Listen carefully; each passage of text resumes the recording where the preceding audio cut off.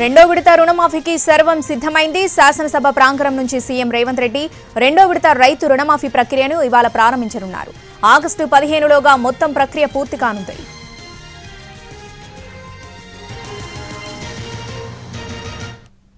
ఎన్నికల మేనిఫెస్టో అమలు దిశగా తెలంగాణ కాంగ్రెస్ సర్కార్ అడుగులేస్తోంది. ఇప్పటికే తొలి దశలో ₹1,00,000 వరకు రైతు రుణమాఫీ చేసిన రేవంత్ సర్కార్ ఇవాళ రెండో విడతను ప్రారంభించనుంది. రెండో విడతలో మిగిలిన ₹1,50,000 రైతుల అకౌంట్లలో వేయనుంది.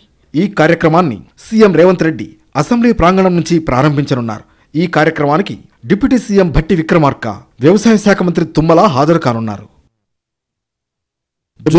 తొలి విడత రుణమాఫీ చేపట్టిన తెలంగాణ ప్రభుత్వం ₹1,00,000 వరకు ఉన్న రుణాలను మాఫీ చేసింది. ఇందులో ఆధార్ నెంబర్లు తప్పుగా ఉండటం, ఇతర సాంకేతిక కారణాల వల్ల కొందరికి పంపిణీ చేయడంలో ఇబ్బందులు తలెత్తాయి.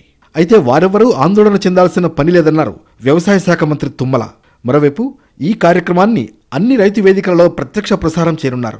దీనికి ముందుగా నిర్వహించే రైతు నేస్తం కార్యక్రమంలో ₹1,00,000 వరకు జరిగిన రుణమాఫీకి సంబంధించి సందేహాలను అక్కడే ఉన్న అధికారులు, బ్యాంకర్లతో నివృత్తి చేసుకునే అవకాశం కల్పించారు. తమ ప్రభుత్వం స్పష్టమైన విధానంతో ముందుకు వెళుతోందన్నారు మంత్రి తుమ్మల. రైతు రుణమాఫీ పూర్తి చేయడంతో పాటు రైతు భరోసా, పంటల బీమా, రైతు కూలీలకు బడ్జెట్ నిధుల కేటాయింపు సహా అన్ని పథకాలు సమగ్రంగా అమలయ్యేలా చూస్తామన్నారు.